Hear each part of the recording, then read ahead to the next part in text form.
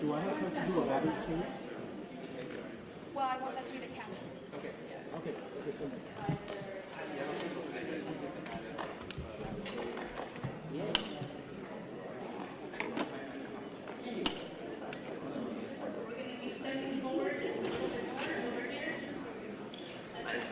I'm back on call. I'm on 90.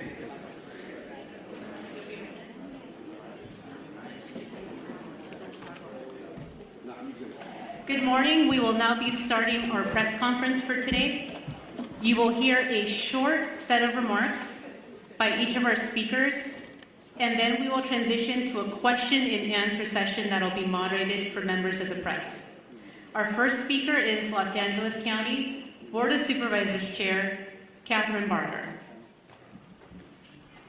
Thank you. I'm going to make my comments short because I know you want to hear from our fire chief and the people that are really have the information in real time. But let me just say, this is a dynamic situation. We've got fires throughout the entire county, which are spreading our resources very short. One of the things that people ask me is, what do you want to convey to the public? And that is, heed the advice of first responders. When they ask you to evacuate, evacuate.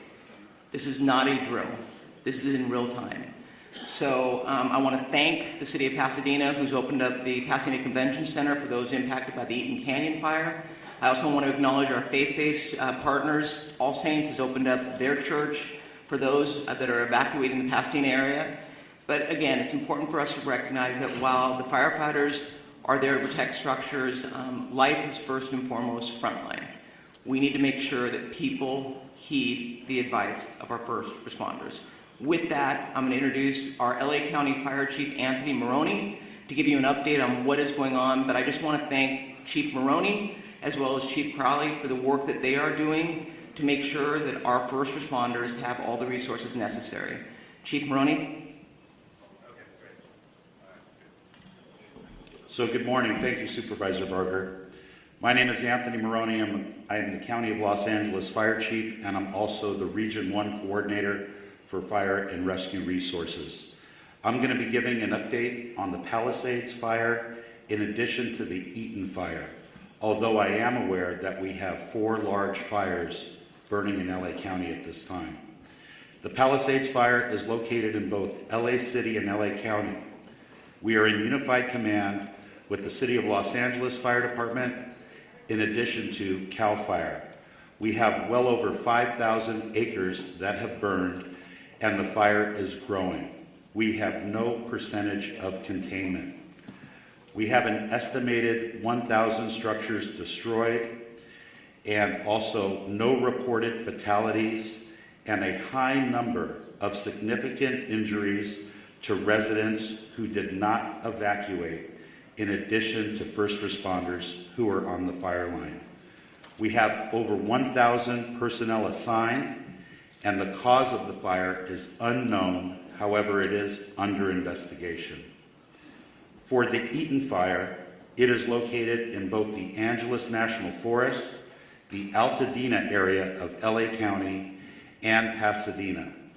LA County is in unified command with both the Angeles National Forest and the Pasadena Fire Department. We have over 2,000 acres burning at this time, and the fire continues to grow with 0% containment.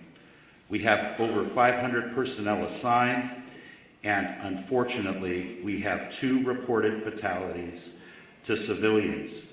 Unknown cause at this time, and we do have a number of significant injuries.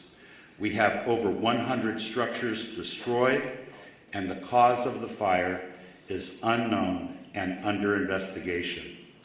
I will ask that LA City Fire Chief Kristen Crowley update you on the Hearst fire after I am finished with my remarks. The LA County Fire Department operational area consists of 29 separate fire departments in LA County, and all of those fire departments are at drawdown with no fire apparatus or additional personnel to spare. As the Region 1 Coordinator, I have requested mutual aid from the 5 counties of Orange, Los Angeles, Ventura, Santa Barbara, and San Luis Obispo counties. Additionally, last night, I contacted the State Office of Emergency Services and requested 50 engine strike teams. 50 engine strike teams is composed of 250 fire engines and over 1,000 personnel. We have also requested resources from out of state, as well as Northern California. Thank you to the first responders from Nevada, Oregon, and Washington State that are already on the road coming to LA County to assist. Lastly, the National Weather Service has predicted a continued red flag weather event with strong winds and low humidities, placing all residents of Los Angeles County in danger. To all of our viewers, please prioritize your safety as well as the well-being of those around you as we come together to continue to get through this widespread disaster. Los Angeles County firefighters will remain on the front line until we reach full containment, and we ask that you keep all of Los Angeles County in your thoughts and prayers. I would now like to invite up Los Angeles City Fire Chief Kristen Crowley to give her briefing. Thank you.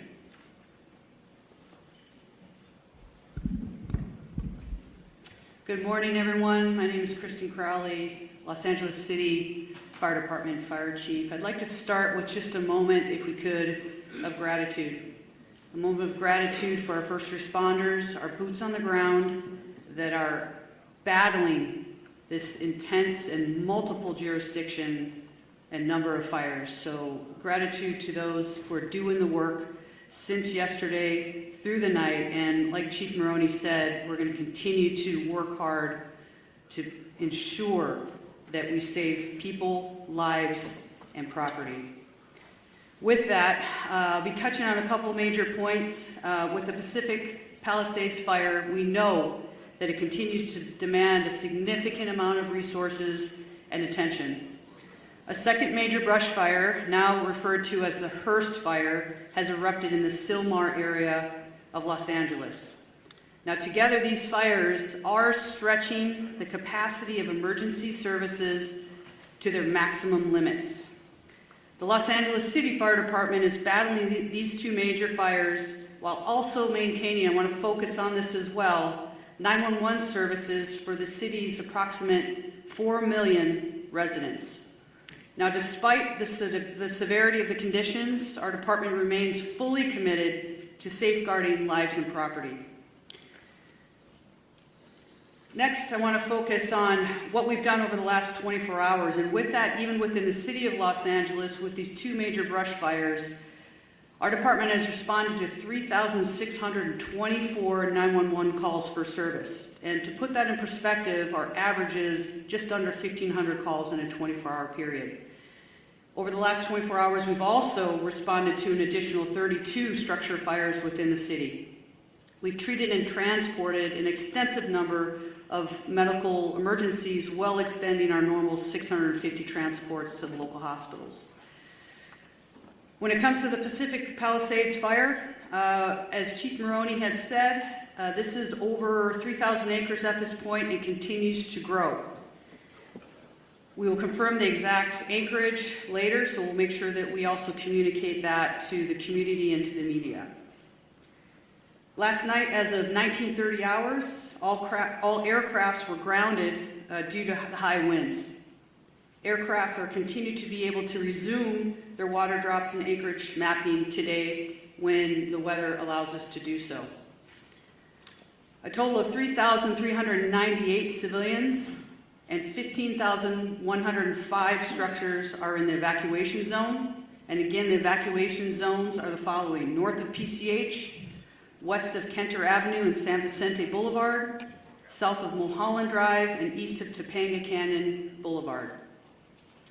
There are multiple evacuation centers which are supported by the American Red Cross. Injuries. Of course, there's a lot of interest in injuries. We have several firefighters and civilian injuries that have been reported. and all patients have been treated and transported to the local hospitals. Damage assessments. Chief Maroney did speak about a specific number. We are still vetting that through on the city side, so more information to come, and we will message that as soon as we can validate that. Approximately 400 LAFD firefighters have been deployed to the Palisades fire. We have many hundreds of law enforcement officers, our partner agency responders, and public works members engaged in supporting our overall operations. We are going to be transitioning to CAL FIRE this morning to manage this incident at 0800 hours. Next, I'd like to talk briefly about our Hearst fire, which is located in Sylmar. Last night at approximately 10:10 p.m., the fire erupted in the Sylmar area of Los Angeles, adjacent to the Los Angeles National Forest. The fire has rapidly expanded to over 500 acres, prompting the emergency evacuation of more than 3,000 residents. This fire is burning within the footprint of the historic Saddle Ridge fire.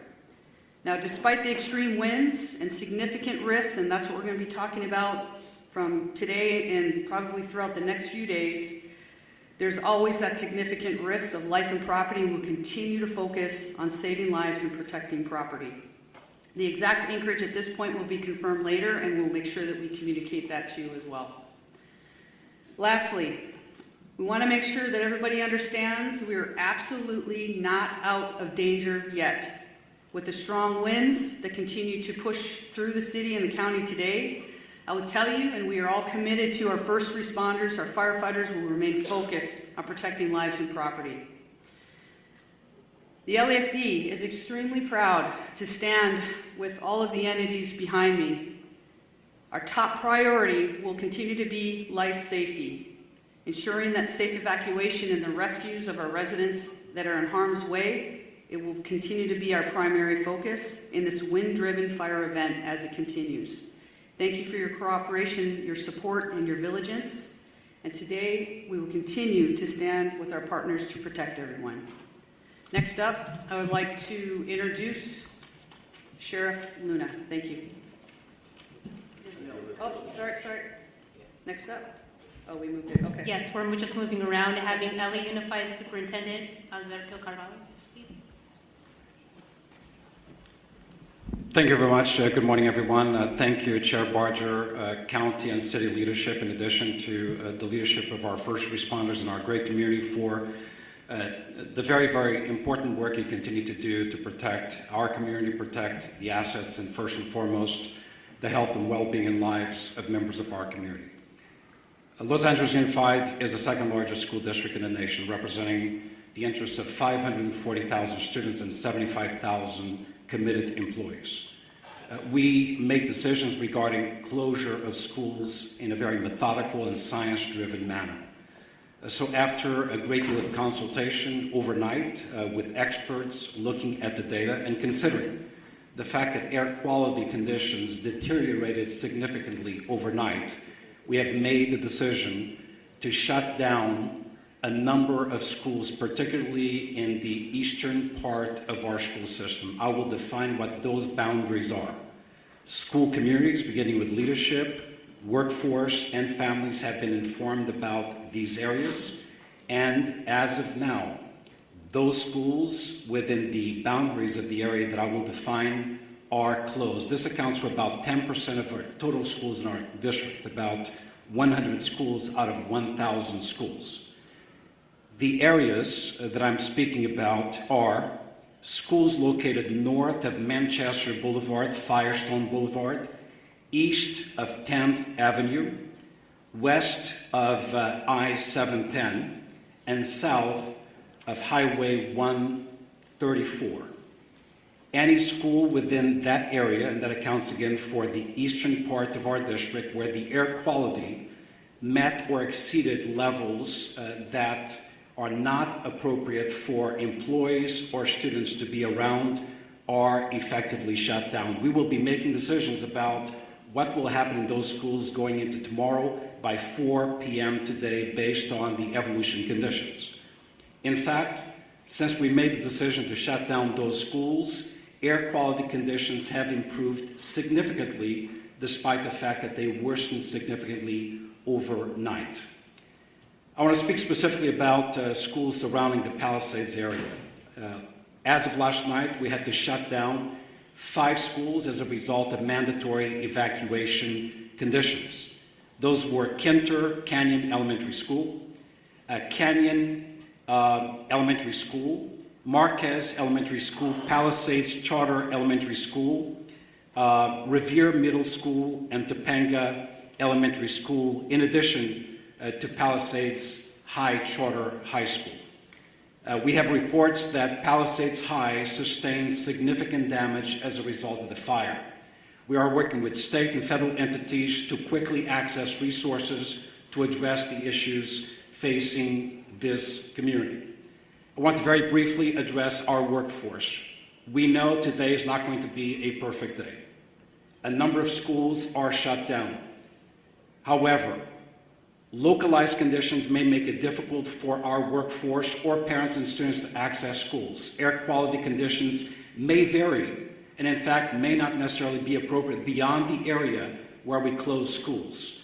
Please use your discretion. We will utilize grace and be flexible regarding attendance and for students and employees alike.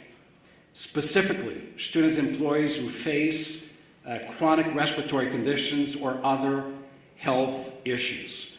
We will be flexible regarding these individuals. We will provide additional updates later on today regarding conditions of schools going into tomorrow. For the schools that are open, recognizing the workforce needs of the parents of our children, beyond the bell activities, care for children in those schools will continue to be provided today. Today is not a typical day. We need flexibility, patience, and grace, and we shall extend that to our workforce and certainly our parents and students in our community. Once again, our hearts go out to those who have been impacted and our eternal gratitude to the first responders of our community for the fantastic, difficult work they've done over the past 24 hours. Thank you very much.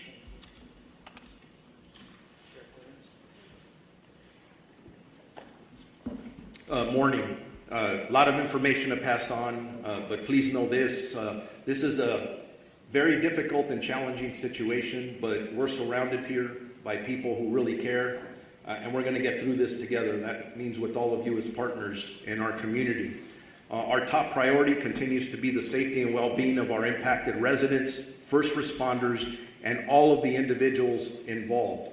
But understand that this is a very fluid situation, specifically in the Altadena area, and a lot of our personnel, our deputy personnel, are involved in life-saving measures as we speak now. We are working very closely with local, state, and federal agencies to provide necessary resources and support. We have been in constant communication with both our fire and law enforcement partners across LA County and beyond to ensure that all available resources that are needed are being deployed strategically and effectively, but we are prioritizing life over everything else. There are over several hundred sheriff department personnel working around the clock to evacuate residents in danger, assist with road closures, and respond to multiple missions that are given to us, and they do change periodically depending on that life mission. To ensure that everyone is going to be safe or safe as possible, additional personnel will likely be assigned to this fire as this continues to go, and you heard from our fire partners that there is no containment yet. I do want to split it up into two. I want to start talking about the Eaton fire first. Currently, there are evacuation orders in Pasadena, Altadena, and Sierra Madre. Evacuation orders, there are approximately 32,500 residents under evacuation orders and approximately 13,186 structures that we deem at risk, and that could grow. Evacuation warnings, approximately 38,600 residents are under evacuation warnings and approximately 14,342 structures are at risk. At 4 a.m. this morning, the evacuation orders did expand to parts of the city of Duarte, Monrovia, and La Cañada. And again, we continue to assess that. That's evolving. That's going to change. So I encourage you to consistently pay attention to all sources of information so you're ready to go when you are given that order, if that does come. As information's changing, even as I was driving up here, even as I'm walking up to this podium, I'm getting messages about several of last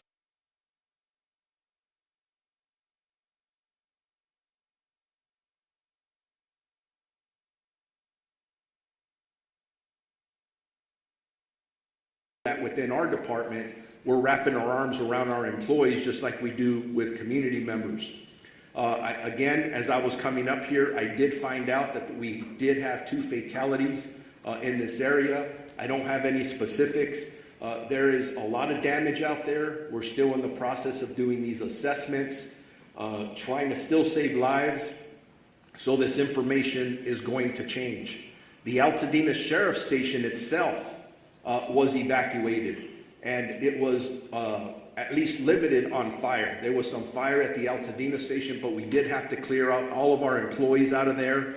I'm hearing some miraculous stories, and they're just barely coming in, of our deputies who were trying to evacuate the Altadena station, and then residents were running up from different locations around there asking them for assistance in getting them out of their structures. And from what I understand, they were barely able to get people out before these structures started burning. There's just heroic stories of what our deputies are doing out there from last night and this morning. I want to make sure people know deputies are working to assist residents who are evacuating and continuing to make evacuation notices as we're speaking. They are securing areas that are evacuated, and it's always sad when I have to say this, but part of our responsibility is to make sure that no one loots or steals from our residents, our community members who are already being impacted. And I'm sad to report we made 2 arrests this morning for looting already. So if you are thinking about coming into any of these areas to steal from our residents, I'm going to tell you something. You're going to be caught, you're going to be arrested, and you're going to be prosecuted. Don't do that. Stay out of these areas. It's only for emergency workers and people who live there. We are, at this point, unable to clearly determine the extent of damage at this point because the conditions are rapidly evolving and the destruction needs to be assessed as the daylight hours have come forward. I do know that I've lost at least 1 sheriff's black and white to a fire. Thank God that the deputy is okay. But deputies continue to be on patrol throughout the road closure areas to ensure evacuation areas remain closed to the public. All schools in the Pasadena Unified School District are closed. There is a road closure at Altadena Drive from Allen to New York Drive. For those in need of shelter, please head to the Pasadena Convention Center, located at 300 East Green Street in the city of Pasadena. And we're working with them in Unified Command and in partnership as well. For animals, there are established shelters at Large Animal Shelter Rose Bowl Stadium at 1001 Rose Bowl Drive in Pasadena. Small Animal Shelter, Pasadena Humane Society at 361 South Raymond Avenue in Pasadena. I'm going to switch gears now to the Palisades fire that we've been heavily involved in with our partners, again with LAPD and LA City Fire and everyone else that's up there working. As of this morning, the fire was still burning in that area. That's impacting our residents. Evacuations are in effect, continuously in effect, for the city of Calabasas, the city of Malibu, Los Angeles City, Pacific Palisades, and unincorporated area of Los Angeles County and Topanga Canyon. Evacuation orders are approximately 37,000 residents under evacuation orders and approximately 15,000 structures at risk. Again, that's specifically for the Palisades fire. Evacuation warnings, approximately 20,000 residents are under evacuation warnings, and approximately 6,500 structures are at risk. There have been minor injuries, and our partners at the fire department have talked about those, and several, unfortunately, structures that have been lost, and we're still assessing those. Bear with me, I'm almost there. There's a lot of information, very important information. There are several road closures which can change rapidly. the 10 freeway at Lincoln Boulevard, southbound PCH at Las Flores Canyon, southbound PCH at Topanga Canyon, Coastline Drive at southbound PCH, westbound PCH to Entrada to eastbound closed from PCH and Malibu Canyon. We have established shelters up for that fire in the following locations: Westwood Recreation Center, which is at 1350 South Sepulveda Boulevard in Los Angeles, Pasadena Convention Center, which I already mentioned, we can go there, 300 East Green Street in the city of Pasadena, and El Camino Real Charter High School, 5440 Valley Circle Boulevard in Woodland Hills. Animal shelters, large animals, LA Equestrian Center at 480 West Riverside in Burbank, large animal shelter, Pierce College, 6201 Winnetka Avenue in Woodland Hills, large animal shelter, Rose Bowl Stadium in Pasadena, small animal shelter, Agora Animal Center, and small animal shelter, Pasadena Humane Society as well. We got to take care of our pets. As I wrap up, a reminder, and you've heard it from several of us, you need to be prepared. If you are in a warning area, make sure you have your essentials, your important paperwork, your medications, things that you can take, your phone charger to survive for at least a week. But if you are told to evacuate and given an order, there is nothing worth your life. Please listen to the police and fire officials that are out there and be prepared to evacuate. If you have more questions or there's about evacuations, evacuation centers, or road closures, go to lacounty.gov/emergency or our Sheriff's Department social media. Now it's my honor to introduce my partner, of the Chief of the Los Angeles Police Department, Jim McDonald. Thank you very much. And as you look at the group assembled behind me this morning, each of those and everybody we represent who's out in the field all have families. Many are impacted directly by the fire, but they leave those families to come and try and be able to help everybody else who's out there. So I owe a debt of gratitude to everybody who is putting it all on the line for everyone else. This is a tragic time in our history here in Los Angeles, but a time where we're really tested and see who we really are. And it's critical that at these times we be patient, that we come together, that we focus on saving lives and to be able to do the very best job we can, so when we look back on this, we know that we did what we could for others. I look at the people who were out there on the line last night. The winds were like something that I have never seen before. Firefighters, police officers, deputies, they're out there sheltering in their vehicles, their trucks and their cars, so that they don't end up getting burned from the fire that was being driven by 75 plus mile an hour winds. They were there until they could get out of the car and go back to doing their work. As you can imagine, a very difficult circumstance to deal with. These are, as I mentioned, unprecedented conditions, but also unpredictable.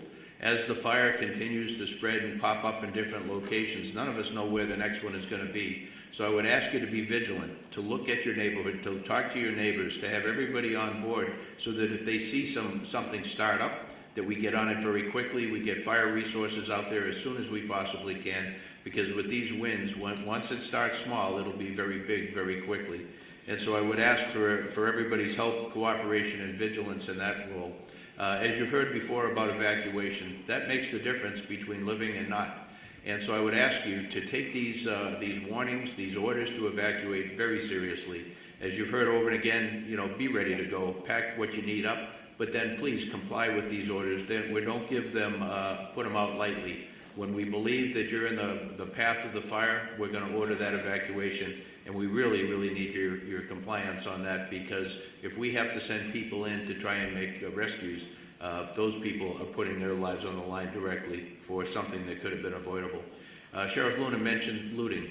That's something that we also have to watch out for. That is incredible that we'd even have to talk about that during these tragic times.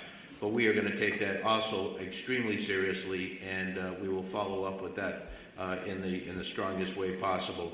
As far as traffic goes, that's something that we're used to dealing with here. This will be an extra test of gridlock in many places due to people not having access to their normal routes. I would say that if you have an ability to be able to stay out of the west side today, to commute or to work from home, as long as your employers are good with that, to take advantage of that. The air is very tough today for particularly those who are challenged medically. If you can stay home and work from there, I would recommend that.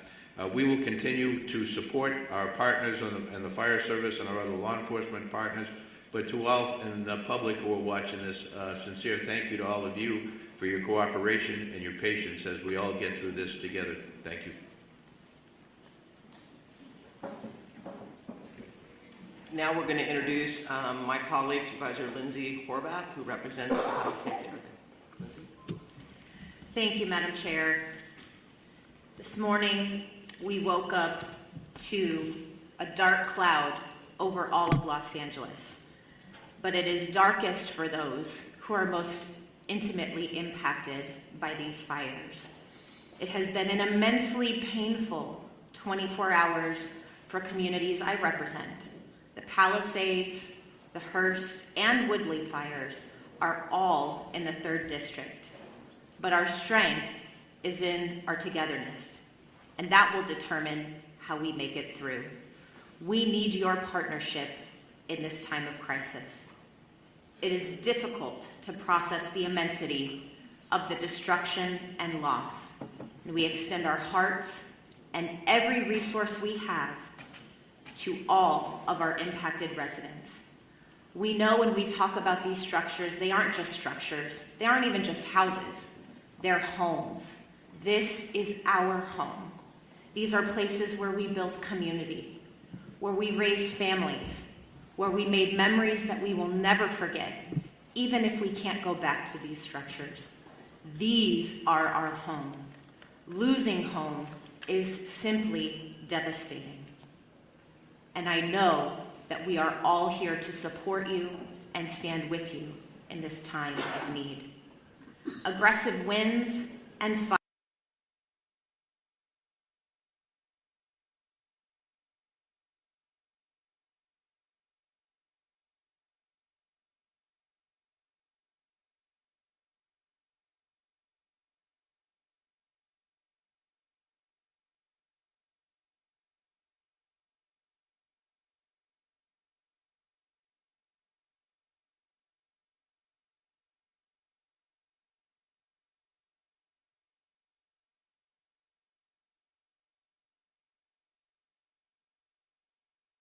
came to have an occupation.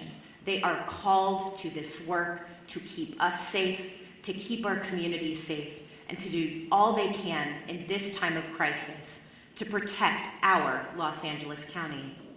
Overnight winds grounded our vehicles, and we have red flag conditions through the end of day tomorrow. But we know that because of these fearless warriors on the front line, we're doing all that we can to contain this fire.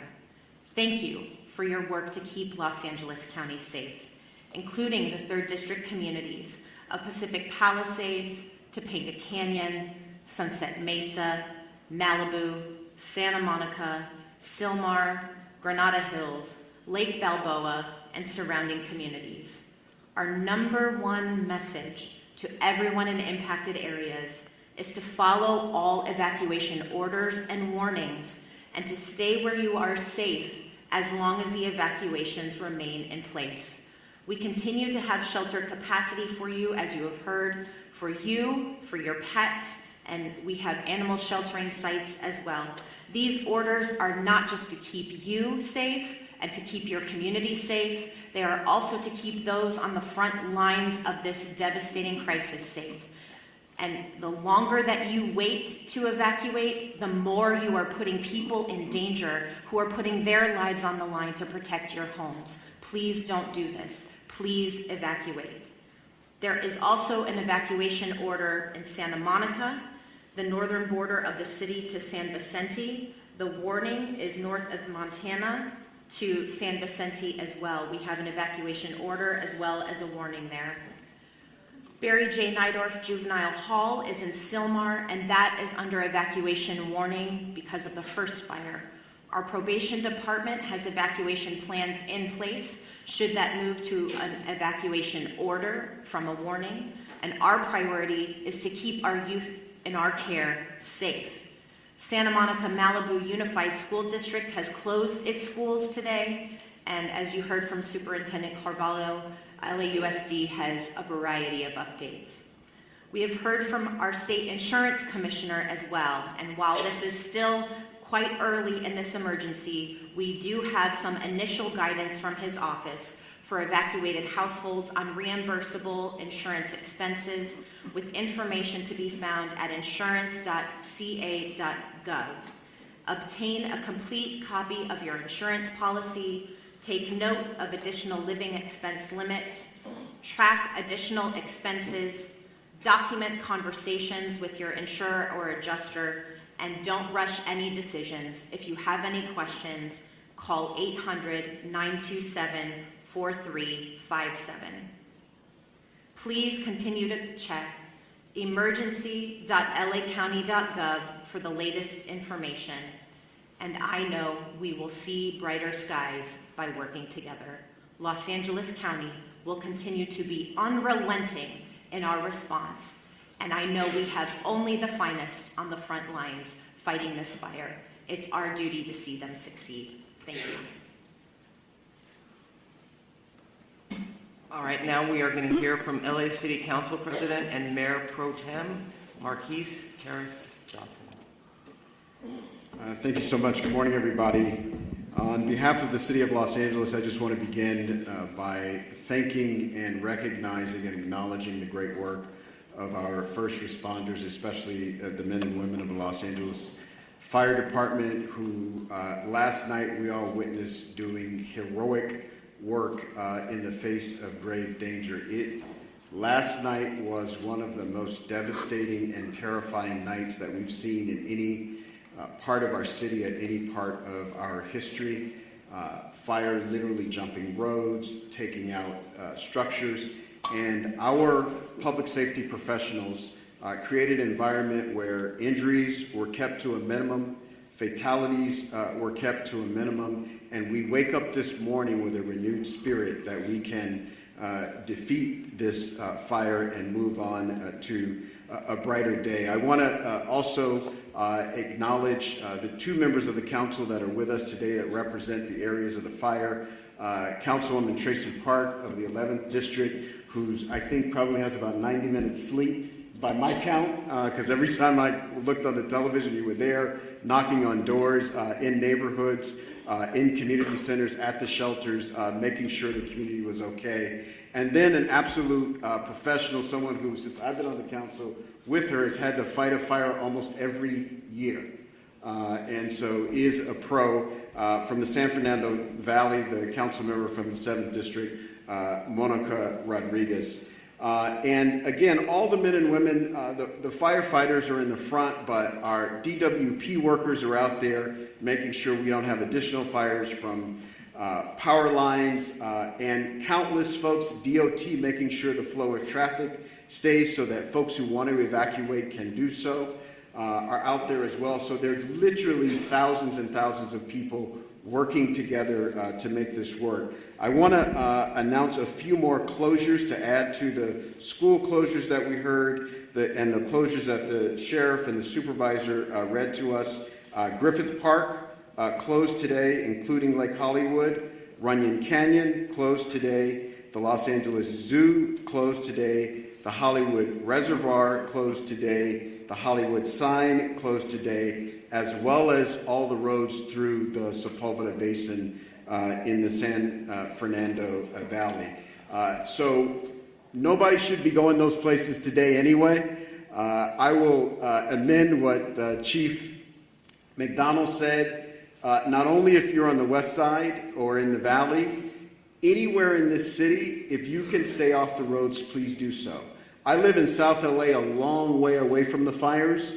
Visibility is less than 1 block because of the smoke. So if there is not a good reason for you to be on the roads, we ask that you leave the roads open as possibly as you can to the public safety professionals that have to do their work and will lead us out of the crisis that we face here in the city of Los Angeles and the county of Los Angeles today. Also, lastly, just grateful for the work of the President of the United States, kicked in for us late last night, who happens to be in Southern California.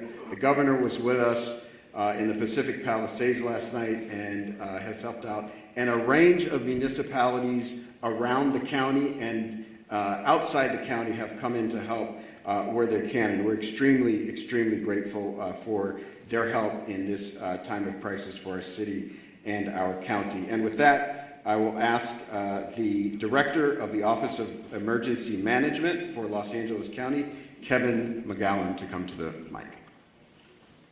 Thank you for the introduction. I'm Kevin McGowan. I'm the Director with the LA County's Office of Emergency Management. As my partners up here have said before, we're facing a historic natural disaster, and I think that can't be stated strong enough.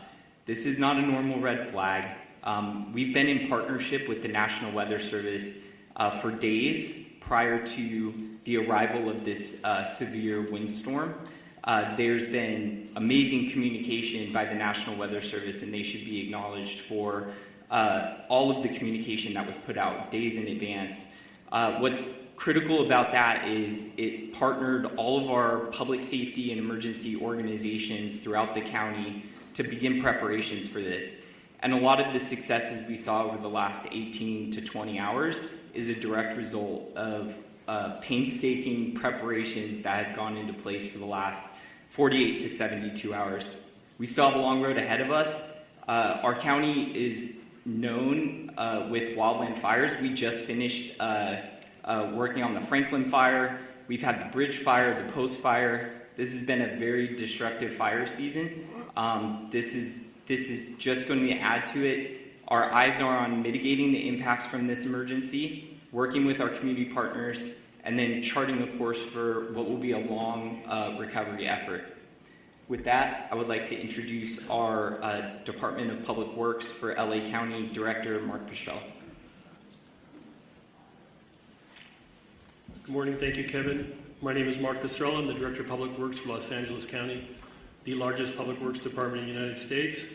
We're coordinating across the area with all our partner agencies, including, of course, primarily the City of Los Angeles, in addressing this event today. I'm going to talk a little bit about what our focus is in terms of infrastructure, and then I'll move on. Before I do that, though, I do want to acknowledge all of the residents that have either lost a home or who are being evacuated. I do personally understand what that is about and understand what kind of fear that can put into you. One thing I would recommend to you before you leave that home, if you want something to do, is to close that home up tight, close any openings, completely tight to the home, and make sure that access is open to the fire department in the event that they want to come on and do work on your property. That's one thing I've learned through the years is important. So right now, LA County Public Works is focused on water supply, the road safety and transportation system, and preparing our flood control system for the inevitable post-event, which may be flows of debris and mud. With respect to water resources, there's been quite a bit of talk in the media about the water system that we're using for suppression. So let me make the following statement. There have been quite a bit of comments over social media about the local water supply and its impact on firefighting efforts. There is collaboration across this region. Over 200 water retailers serve the region. LA County serves the area that in the Eaton fire area. LA City serves the area of the Palisades area. We also serve the Palisades area in the north area of unincorporated area water supply through the hydrant system. The municipal water systems that service our homes and businesses continue to work effectively. However, they are not designed to fight wildfires. A firefight with multiple fire hydrants drawing water from the system for several hours is unsustainable. This is a known fact. That's why air support is so critical to the firefight, and unfortunately, wind and air visibility have prevented that support. County water reservoirs, however, county and city water reservoirs, open reservoirs, are available and on standby once that support becomes available. We will be having fixed wing as well as helicopter draw of water from our system. We also need customers to understand that it is really quite futile to attempt to fight fire with your hose at your house. That's not something I would recommend you do, but in fact, I would ask that you turn off your water and turn off your gas, both things, before you leave the residence, so that we can continue to have that water supply for the hydrant system. The transportation system is operating with many, many closures. Those closures are meant for evacuation as well as fire suppression efforts. So we're asking residents not to abandon vehicles in streets, to not park vehicles in streets, but to leave those vehicles on your property. And we ask that you drive very carefully, because we also have the other event of wind right now. And we have numerous signals out across the area. So we need people to drive very consciously in the street system. And then the third piece in the road system and in our homes is the wind is causing massive tree fall. We have numerous, over hundreds and hundreds of trees that have fallen in the area already. We expect more of that to occur. This is a safety hazard for you and your children. So we're asking that you avoid walking outside, avoid being under trees, avoid parking cars under trees, all the things that you can imagine that a tree can do. A tree can be just as devastating to a home and to your personal self as a fire. So please be aware that the wind event is going to continue, and the infrastructure is in place to do with that. We are currently preparing to remove that. We are removing trees as they fall where it's safe to do so. There will be a mass debris removal system put together that the county is coordinating, but we would be removing and working with the cities to remove the mass debris that's going to occur, not only from the structures that have been damaged, but all of these trees that are down. So please, one of the things is make way for our utility workers who are in support of the very brave firemen and sheriff and police force that are out doing their job. We are in full support of them. So lastly, on the flood control system, this is just a quick note that yes, in fact, we will have a lot of debris. The flood control system has been impacted, that covers the entire region, by the fire. In fact, many of our facilities have been burned. One in Eaton area, Eaton Yard, where there is a debris dam there, and its facilities are currently threatened. We are looking at that and want to raise up those systems. As we enter into post-fire, our department will be available to do a review of your individual properties to make sure that you're safe from debris flow as another event that may occur in LA County. With that, I'm happy to turn over the microphone to my partner from the Department of Water Power, the General Manager, Janice Quiones. Thank you, Mark. I am Janice Quiones, CEO and Chief Engineer for LADWP. I want to start by thanking everybody on this response. I've been in emergency management my whole career, and the collaboration I've seen in this response has been incredible. Especially our first responders, our crews. I want to thank our crews that have been working on high winds trying to restore power as fast as possible. And also county, city council, mayor's office. The mayor has been in contact with me all the time. And also other utilities in California have been proactively reaching out to us to help us with the restoration. So we're in the process of contacting them to ask for more support. I want to continue the thought process that Mark had about water supply in Palisades. We had a tremendous demand on our system in the Palisades. We pushed the system to the extreme. 4 times the normal demand was seen for 15 hours straight, which lowered our water pressure. We were pushing 75 CFS on our trunk line to try to keep water pressures on the system. If there's a message you take away from me today, is I need our customers to really conserve water, not just in the Palisade area, but the whole system, because the fire department needs the water to fight the fires, and we're fighting a wildfire with urban water systems, and that is really challenging. What happened in Palisades? We have 3 large water tanks, about 1 million gallons each.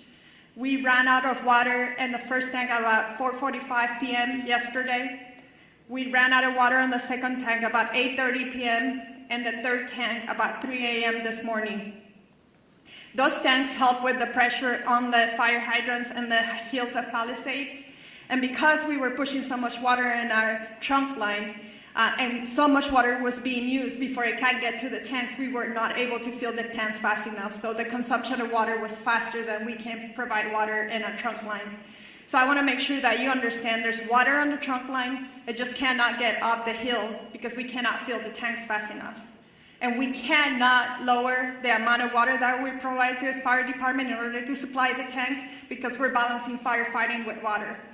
So we have our operations people on the water side at the command post with the fire department, helping them with tactics to ensure that we can provide as much water as we can find to our first responders. What are we doing now? We're sending about 20 water tanks for our construction crews full of water to support the fire department. We identify other areas in our system where our tankers can refill. It takes about 30 minutes to refill about 4,000 gallons of water, and we're constantly moving that water to the fire department to get them as much water as we can. I would also ask for the people on zip code 90272, because we're pushing the water system so hard, our water quality is decreasing. So we're going to be issuing a boil water notice this morning, and that will extend for about 48 hours. The water quality is low. We have a lot of ash in the system. And so please, if you're going to be drinking water, you need to boil the water. Those boiled waters will continue to increase as the system starts restoring. We're also managing a power outage restoration. Our water emergency has been the #1 primary issue, but the power issues are continuing to increase. The winds picked up at around 11 p.m. last night, and that's when we saw the majority of our outages coming in. As of 7 a.m. today, we have 135,000 customers out of power. We have restored about 78,000 customers since the start of the outage. 32 customers have been out of power for more than 10 hours, and 7 for over 18 hours. If you are out of power, I urge you to call us, call 911, let us know so that we can get to you as fast as safely as possible. We are on a severe emergency activation at the EOC for both water and power. It's taking us 24 to 48 hours to get to all of the outage. That's why we're going to start increasing our mutual aid request to get more crews on here to reduce that restoration time. But we cannot do that until it's safe for our crews. And I'm happy to report we have had no safety incidents for either the water and the power crews, which we need all the crews safely operating in our system. 40% of our outages were due to us having to de-energize the circuits for public safety. And we cannot energize them until it's safe to do so, and we have put eyes on our system. 20% is because of wire downs, and 6.5% is because our system has protected itself from further outages, and so we have to patrol every line before we come back online. With that, I just want to thank everybody, and Madam Chair. Thank you so much. We want to transition. We're 5 minutes over. We do want to give a little bit of time for question and answer with the press. I'm going to call on you. Please identify yourself, your name, and which media outlet you're with. I see a hand up here. We'll go with you first. Good morning. Yes, Bobby Castro from BDLA, Palisades. Chair Barker, wanted to ask because this press conference called One Voice is bringing together some of our city leaders, our county leaders here together for this incredible tragedy, this crisis that we're experiencing right now. And a lot of our viewers are asking, how can other Angelinos help? Because people want to volunteer, people want to help. What's the best way that other folks out there that want to help, what can they do? Well, first of all, thank you for that question, because I think this does speak volumes to the fact that it's not just at the local level, it's at the state and the federal level as well, and it is one voice. We're seeing these fires taking place countywide, which is stretching our resources. But to the public, I mentioned All Saints in Pasadena that's opened up its church to people that are evacuating, people that are not only part of their parish, but also people that are seeking refuge. I would encourage, and we will work with our Office of Emergency Management, to put together a list of what you can do to help. I know at Pasadena Convention Center, they're looking for resources, food, and blankets. Red Cross is putting that together, but we can always use more. So this is the time for us all to come together. I mean, we're trying to wrap our heads around just getting this fire under control. But make no mistake, we will put something together so that people can offer their support. You are seeing the goodness, and I know Supervisor Horvath mentioned it. With all these horrific stories you hear, you also hear stories of people that are doing amazing things to help their neighbors and their community. Thank you for that. Now go ahead in the green shirt.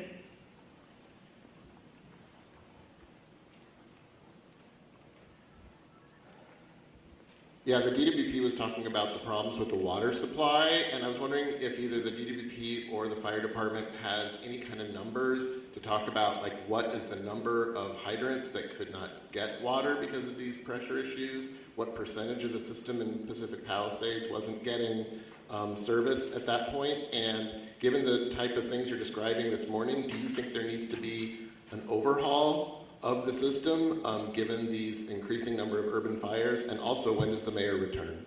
And name and media outlet, please. David Zahniser with the Los Angeles Times. So, Chief, please correct me if I'm wrong, but we were trying to keep water at all altitudes on the Palisades, and I think about 3 in the morning, that's when the hydrants went dry above the Brentwood area. We are able to push water on that trunk line on the east side of that, and we have some water on higher elevations, 16 to 18,000, but at 3,000, at 3 a.m., all of the fire hydrants went dry in the Palisades. To your question of climate resiliency and how do we need to update the system, I would say that is true. We were talking with the county supervisor and Mark on how are we going to change the way we operate our water systems for events like this. This is an unprecedented event. I think the 2011 winds was significant from a power outage perspective, but the fires have really increased the response complexity of this. We had crews trying to mitigate this, and we had to evacuate. We worked with fire department to try to get back in and try to fill the tanks again. It wasn't safe to do so. So you're managing the fires, you're managing the power outage, and you're managing the water needs because it was an urban wildfire firefighting. So yes, we have to look at our system from a climate resiliency as a region.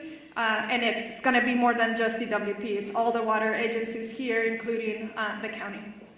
Thank you. Over here in the burgundy with a mask. Name and media outlet, please. And the mayor question. Real quick, I can speak on the operational side of the hydrants. We don't have a specific number to the hydrants. We do know that it came in phases.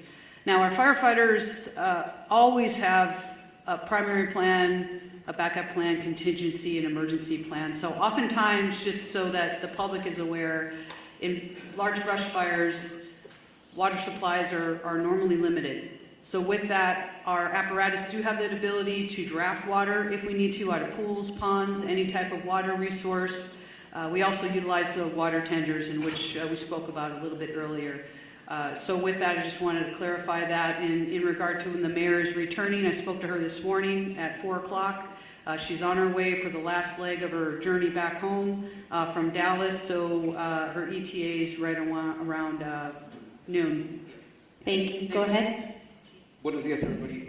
Ali Santana with Telemundo 52. For Chief Crowley, Chief Maroney, where can people go to donate food, water, supplies?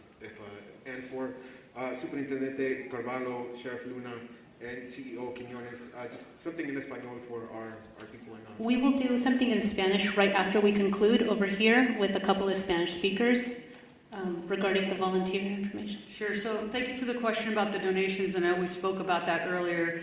Just a touch point for the community. We are so grateful for the community's efforts in regard to donations. Now, what I do want to be mindful about to make sure that we share is please listen to the direction of where those donations, either through money and or food, any type of donation, it can become problematic if the public starts to just drop things off. So we are putting together a strong plan from our Emergency Operations Center. We're at the highest level at this point. We're coordinating with the county as well. So stand by for more information. We want to be very purposeful and strategic in how we're going to collect those donations, and they are welcomed. Right over here with the glasses and the gray, right behind you. Over here with the hand up. Scott Snowden, Santa Monica Daily Press. Question for Ms. Horvath. Are there any forecasts or predictions at this point for the economic impact of this? There are no early numbers of the economic impact, but we are already exploring how we can do, for example, a business interruption fund, as we have done in other states of emergency. We know that there are many businesses that have also been impacted, in addition to the people who are experiencing difficulty in their homes. So we are looking at what resources the county has available to support on all fronts. But thank you for the question. Lastly, do you think this will affect insurance companies and their approach to house owners going forward?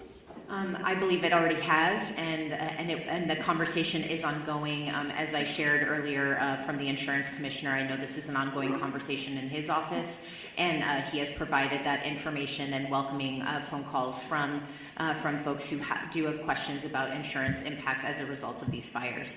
I do know that yesterday, through the help of our chair, the county declared a state of emergency, as did the governor, and I know that there are other states of emergency that will be declared in order to make sure that all residents are able to readily access everything that they need to in response to these Thank fires. you. We need to move on. Right here in the front, young woman with the hand up. Hi, Grace Toohey with the Los Angeles Times. I was hoping one of the fire chiefs could talk a little bit about long-range spotting and how far we actually saw embers jumping from one fire to other spot fires. And then additionally, we heard repeatedly fire crews requesting help, backup, and not having enough crews. Were you guys prepared enough for this? Did we have enough resources to fight these fires? Thank you. Thank you for the question. So I'll start at the end and work back. No, LA County and all 29 fire departments in our county are not prepared for this type of widespread disaster. There are not enough firefighters in LA County to address 4 separate fires of this magnitude. We were prepared. We did get state pre-position resources that came from Northern California that were up in the Santa Clarita Valley. We did hire additional firefighters from the LA County Fire Department and pre-positioned them in the Santa Monica Mountains. The LA County Fire Department was prepared for 1 or 2 major brush fires, but not 4, especially given these sustained winds and low humidities. Like our Director of Emergency Management said, this is not a normal red flag alert. People were calling for help. We tried to get them the help that they needed. LA County right now, like the LA City Fire Department, is prioritizing life safety, but we are also engaging in structured defense, perimeter control, and aerial operations. Remember that the LA County Fire Department has 13 aerial assets available to it. In addition to our agency-owned helicopters, we have our 2 CL-415 Super Scoopers and our CH-47, which is part of the 3-county QRF. So we're prepared to keep fighting the fight. Like I said earlier, I've requested additional resources, not only from Northern California, but from out of state. We did that last night, yesterday. So we're doing the very best we can, but no, we don't have enough fire personnel in LA County between all of the departments to handle this. Thank you. Thank you. And we have a couple of just quick I questions. just want to also acknowledge that that came down from Sacramento State Senator Ben Allen and Sasha Perez, as well as our Santa Monica Mayor Negrete, who's also present here. And I know that Congressman George Whiteside is flying in from Washington, D.C. He represents the Sylmar Santa Clarita area, and so we appreciate you all being here. Thank you, and I Chair think Barker. someone from the mayor's office would like to go ahead. Introduce. Thank you, appreciate it. Good morning, everybody. Celine Cordero, Deputy Chief of Staff to Mayor Bass. I just want to step forward and address the question about the mayor. The mayor will be on the ground shortly, very shortly this morning, and engaged. But I want to assure the community and the city, our mayor has been actively engaged 100% of the time, the entire last 24 hours throughout this unfortunate event and crisis. The mayor has been in constant communication with our chief of police, our fire chief, our council president, our law enforcement partners, our Supervisor Barger, thank you, and our county partners. So I just want to stress she has had 100% access the entire time that she's been traveling and been actively involved in the decision making. So thank you very much to all up here, and the mayor looks forward to meeting you very shortly this morning. Thank you for that. Over here in the green shirt. Good morning. Stephen Coleman, KABC. You mentioned 4 fires. I'm aware of 3. Could you describe and characterize the 4th fire? County fire? Yes, I can speak briefly on that 4th fire. Was a Woodley fire, which is approximately, it was a smaller fire. We threw a lot of resources at it. It is under control at this point. We'll push that information out to the media so you have the very specifics, but we're calling it the Woodley fire. Could you tell us where it was located? Where? Yeah, it was in the Sepulveda Basin. Yes, sir. Thank you. Last question, then we'll have one-on-ones. Hi, Samantha Norris, San Fernando Valley Sun. I know the Hearst Fire is one of the smaller fires here, but can somebody speak more to what resources are being deployed to that fire? And for people in the Sylmar area, what are the evacuation zone areas, any closures, and where those people can go in the area? Hi, good morning. Councilwoman Monica Rodriguez from the 7th District.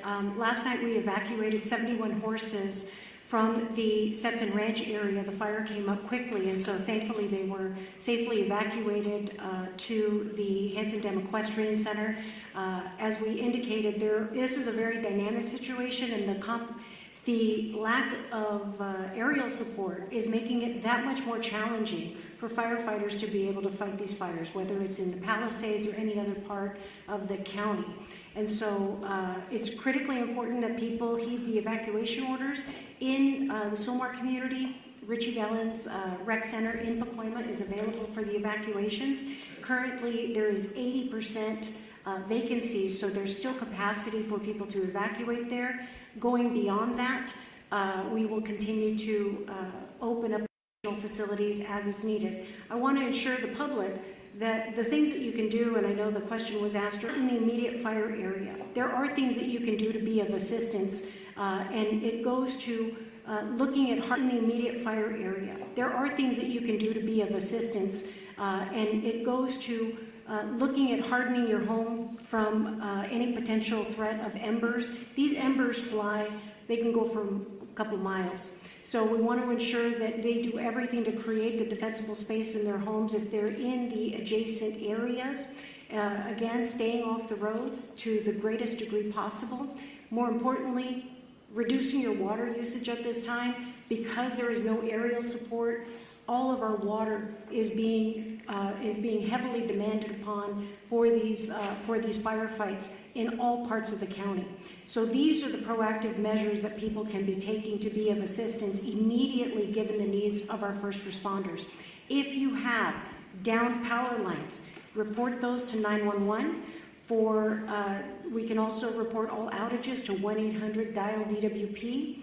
And most importantly, for trees that are down, because we know we have a lot of road blockages, our Bureau of Street Services, for the City of Los Angeles, all of our street services crew and public works crews are out there doing that work as well, and they are part of our first responders. We want to make sure that everyone's reporting those to 311 so that we can keep the roads cleared for everyone to have the greatest amount of access for our fire personnel. But most importantly, for the adjacent equine areas, because I know in the Hearst fire, we're concerned about the spread right now. There's a lull in the wind, but we're concerned about the potential spread to other equine areas. We want to make sure that we launched our early evacuation for horse-keeping areas in the Northeast San Fernando Valley, and I want to continue to urge the public in these adjacent areas to please be prepared with your bags, with your important documents, to be ready to be prepared to potentially heed the call for evacuation. Thank you. Thank you very much. We're over time. We're going to... Just one clarity as well, so you have some of the statistics. It started at 1010 last night. The latest acreage we have is 500 acres. We're working closely with our partners, which are the Los Angeles National Forest. We have a rep over here behind us, so we can do some one-on-ones if you want more specific, but we are unified with them. Also, the good news is, through the heroic efforts of our crews working through the night last night, our overall objective was to keep that fire so it did not overpass the 5, did not cross the 5 at this point. We're able to hold it to that point. But again, the winds are back up. We're working really, really hard there to make sure we maintain that. And we're continue to work really, really hard with our partners. I don't have too much more to add, but I will share that the Los Angeles City Fire and the Angeles National Forest went into unified command immediately when that fire started. And that fire started in an area we're well exercised, known as the mutual threat zone. So that's a part of our pre-planned unified command area, and that includes ground resources and aircraft. And of course, as mentioned, aircraft has been having a hard time finding good air, and actually with the wind speeds. We're assessing aircraft availability every minute, continuously watching for a window to get aircraft up. from multiple parts and multiple agencies. The Angeles National Forest aircraft and the air tanker base that services the Southern California areas in Lancaster under the U.S. Forest Service, and they're watching for opportunities to launch aircraft. But last night, the winds out in the Antelope Valley were just as bad as they were here in what we call the Front Range. So we're still struggling to get aircraft in the air. Yes, sir. Robert Garcia, Fire Chief for the Angeles National Forest. Thank you. We are wrapping up our press conference. We will have one-on-ones and a short for Spanish media. If you gather right over here, we will have Sheriff Luna and also LA City PIO with Fire David Ortiz. So Spanish interviews right over here to my right.